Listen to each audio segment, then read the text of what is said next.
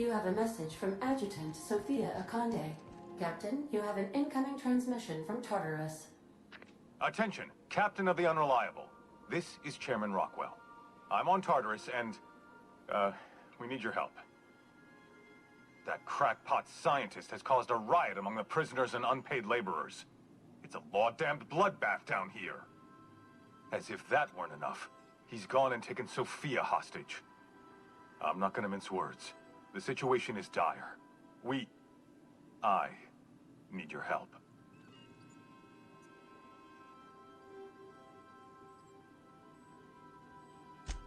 I don't know. They're in the pits somewhere.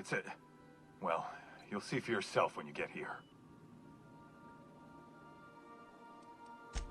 Make haste, Captain. We're losing men by the... Oh, fuck. Fuck! They're at the door! I need to hide. Hurry! Captain, as it appears we may soon be embarking for a maximum security prison planet, I believe the crew would like to speak with you to, as you humans put it, air some concerns.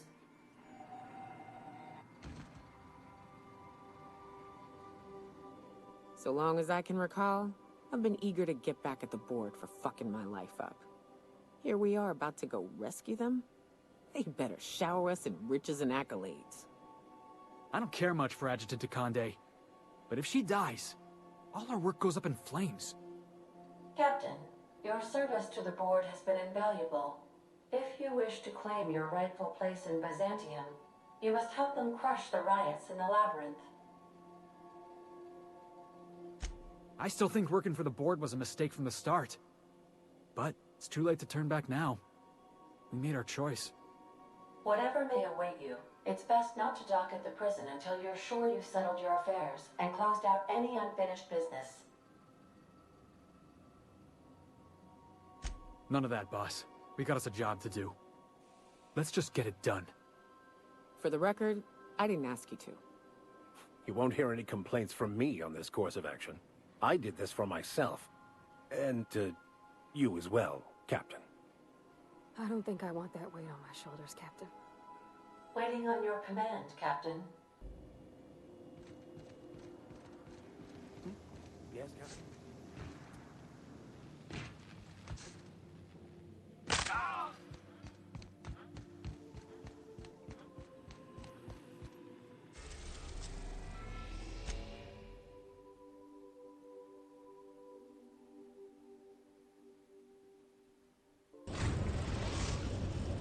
Captain, I am pleased to inform you that we have successfully landed on Tartarus.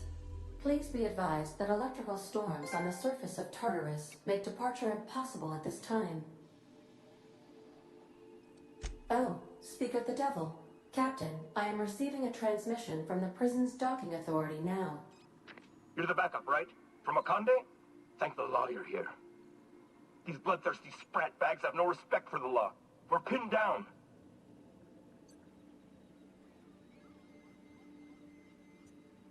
Good. Came through a while ago, but we haven't heard from him or Adjutant Akande in too long. You've got to help us. Please, kill them. Summary justice for the whole lot.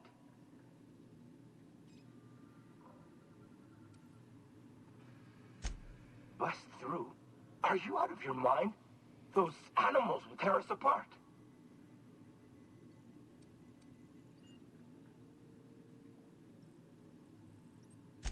Their biometric ID? I could transmit it, but that'd be against Protocol H927G. If anyone found out, I'd get thrown into a cell right alongside these damn prisoners. I'm never supposed to violate protocol. Never. Stay safe. Got it. I'll try my best. Tartarus security out. Hang on. Is that another ship coming in? I think that's from the Groundbreaker. Cripes, did that Tennyson woman really send reinforcements? Between you and the Mardettes, we may be able to retake the docks. Good luck out there, Captain. Transmission terminated. How can I be of assistance? May luck be with you. Of course, as I am sure you are aware, luck does not exist. But it seems to comfort humans to believe they possess good quantities of it.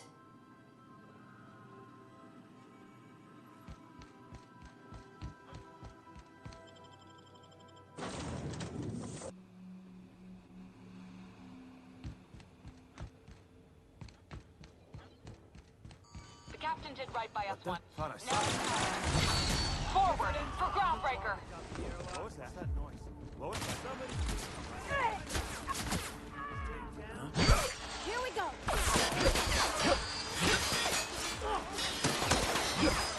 That's the last of them. Processing data. Performing.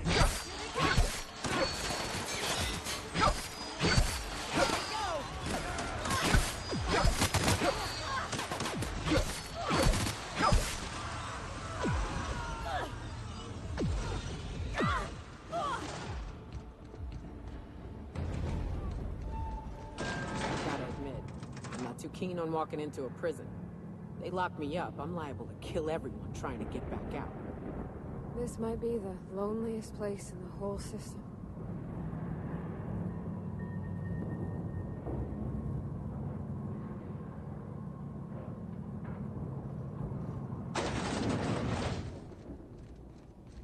Whew. We have a lot of shooting to do, Captain. What was that? Captain, look out!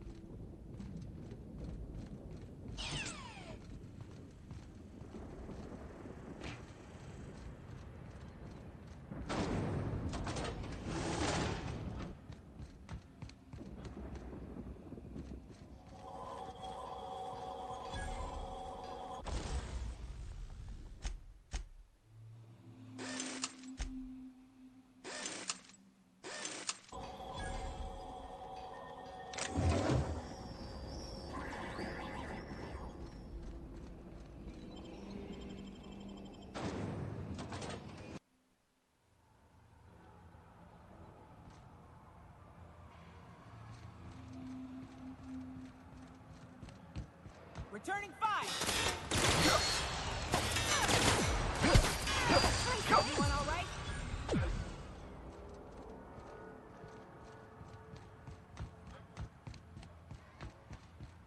Look out! Don't mess with us.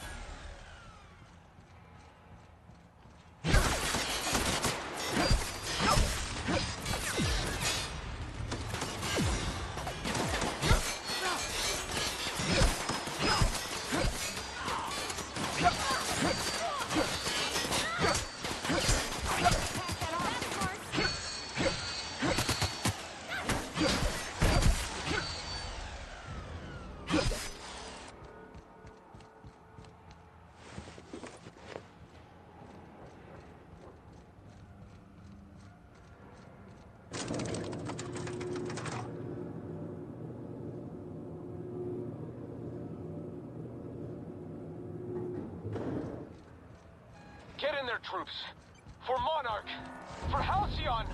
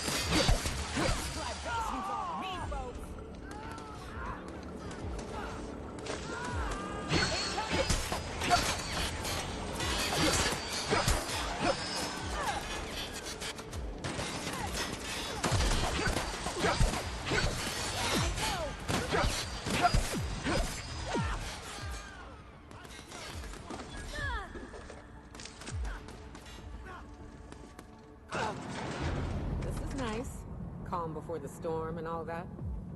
Whatever comes of this, I'm just real glad to know you all.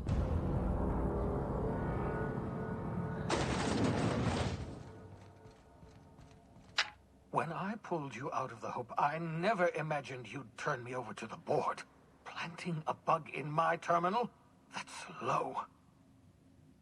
We could have saved this colony, you know. That was always the plan. I revive you, you do as I say. I tell you to go there, get me this, shoot that, and you do as I say. If you'd just listened to me, we could have rescued everyone on the Hope. We could have been the saviors of Halcyon. But you didn't listen. No one in this damn colony ever listens.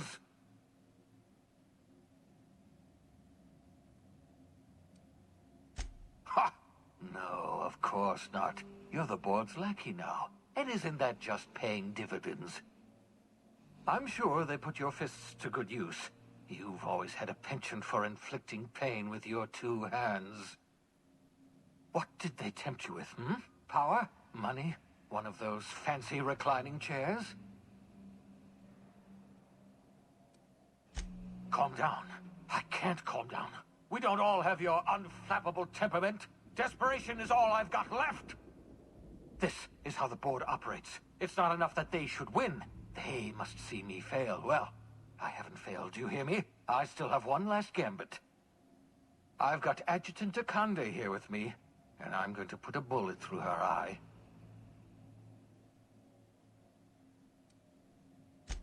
Well, yes. The Adjutant is your employer, after all. I was expecting something of a reaction.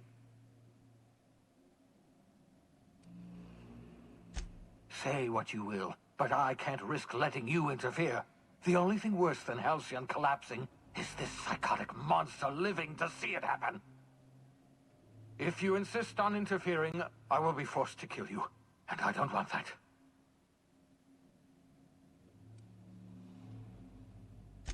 I've programmed the Labyrinth's mechanical warden to kill you on sight. I'm sorry to have to do this, but I can't take any chances with you. You were my greatest success, and my greatest disappointment.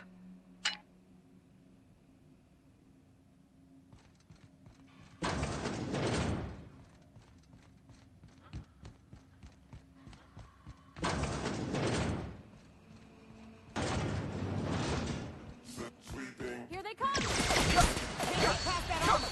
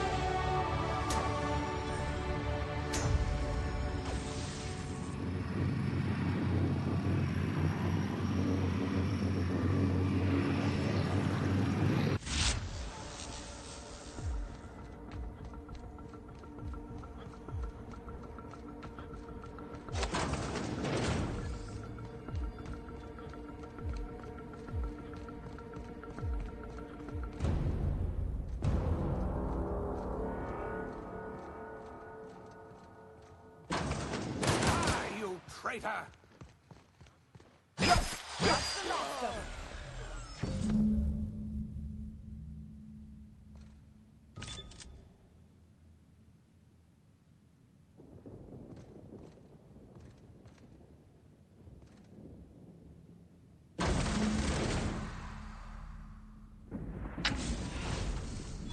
Thank the law you're here.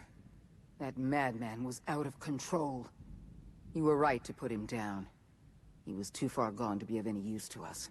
And what about you? You aren't hurt, I hope. I'm not hurt. Well, except for my pride. I can't believe that lunatic got the better of me. You've put down the worst riot in our history, rid the colony of a dangerous madman, and saved my life. The board owes you a tremendous debt. We don't have a moment to lose. We're gonna have to work together to save Halcyon, because the situation is far worse than you imagined. We've lost all contact with Earth. It's been 3 years since we've received a message. We've had no contact, no signals, nothing. Earth has gone dark. 2 years ago, the Earth Directorate's frigate disappeared en route to Earth. We don't know if they ever made it. We don't know if there's an Earth to go back to. So we've got to make do on our own. Seems to me that'll make us stronger in the end anyhow. We must find a way to carry on by ourselves. For better or worse. Halcyon is the only home we have left. You mean... we're all alone out here?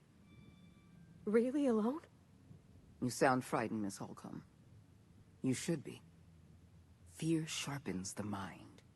We're alone, Captain. That's all I know for certain. Whatever happens to this colony, we're going to have to deal with it on our own. Returning to Earth is not an option. Yes, we do have a long road ahead of us.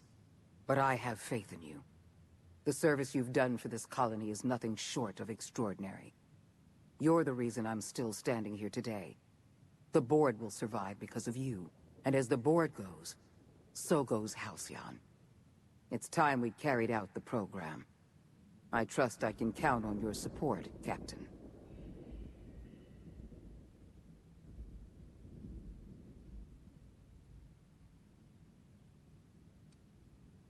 I'm pleased to hear that. The program is too important to hand over to the board's bureaucrats. That's why I'd like you to take the helm. I'll see to it that the Lifetime Employment Program operates under your supervision. We'll work together to save this colony. We're on our own now.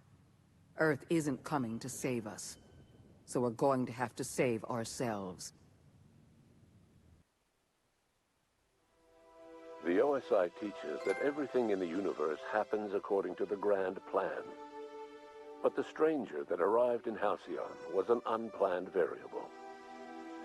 From the moment he landed in Emerald Vale, his actions altered the course of history. The riots in Tartarus ended in a total victory for the board.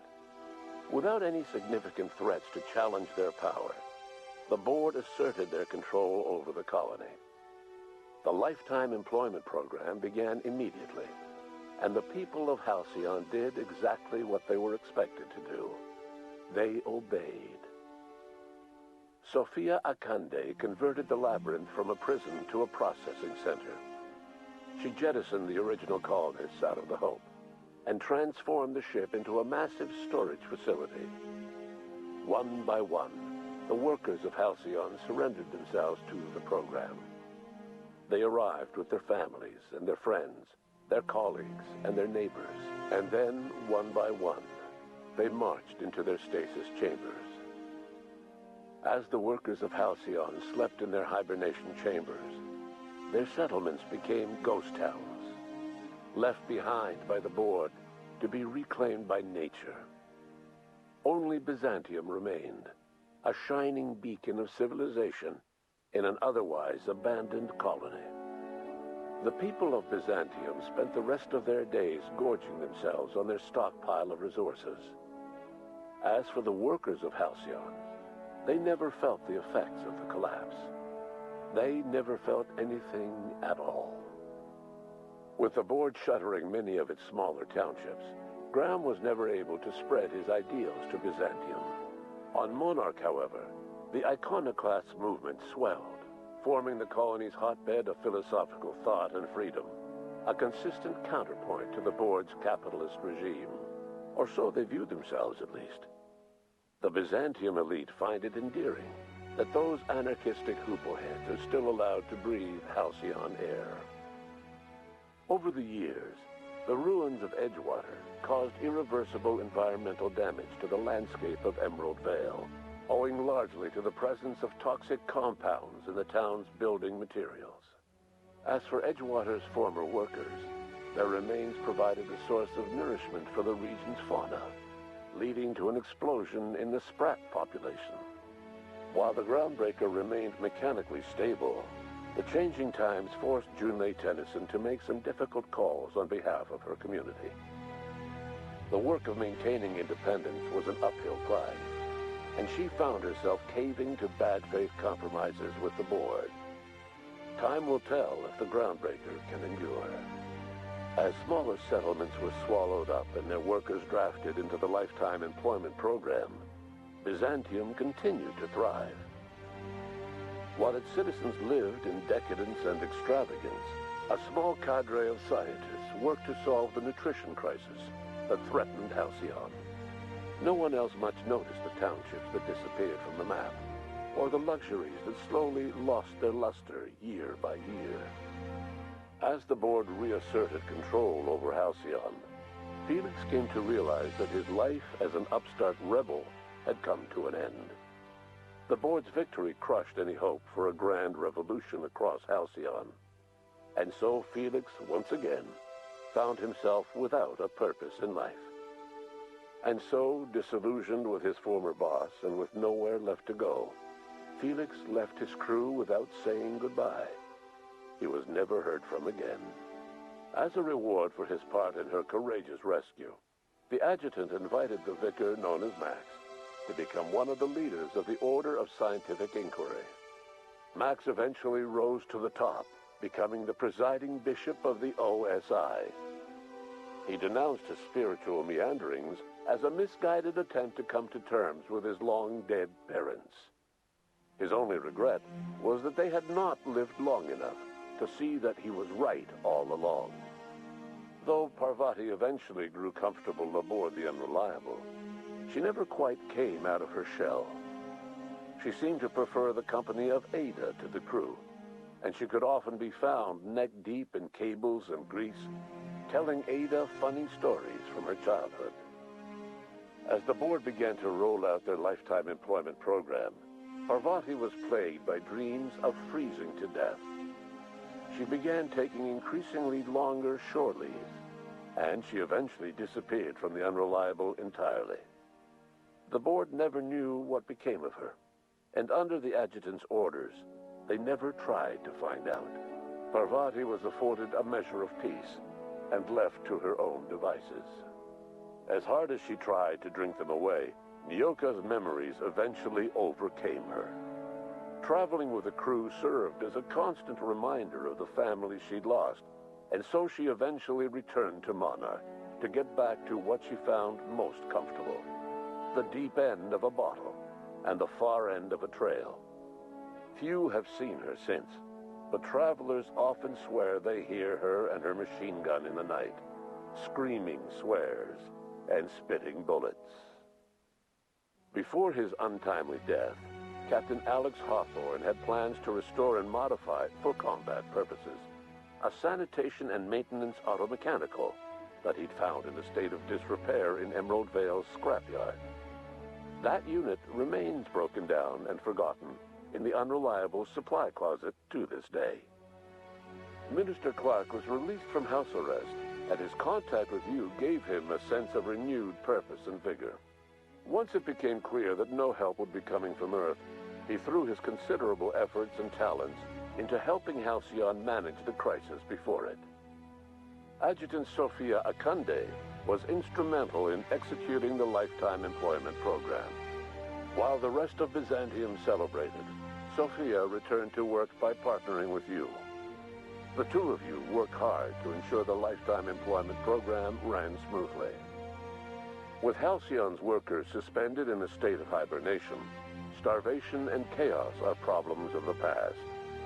The lifetime employment program succeeded in its goals, but that success came at a price. The Halcyon of today is nothing at all like the colony of yesteryear. Power remains concentrated in Byzantium, but all the colony's resources serve the lifestyle of the elite, thereby transforming Halcyon into one of the smallest and most exclusive colonies in the system. And what about you, the unplanned variable in the history of Halcyon? After the riots on Tartarus came to an end, you threw in your support with Sophia Akande. While Akande administered the board herself, you oversaw the lifetime employment program, stamping out corruption and negligence. Under your leadership, the program ran smoothly. Halcyon's workers were treated with a modicum of dignity. Your involvement kept the board honest and allowed the board scientists to work without the meddling of bureaucracy. No one knows what's happened to Earth, and no one knows what the future has in store for Halcyon. All we know for certain is this: the name of the Unreliable and that of its intrepid captain will remain the subject of countless stories for years to come.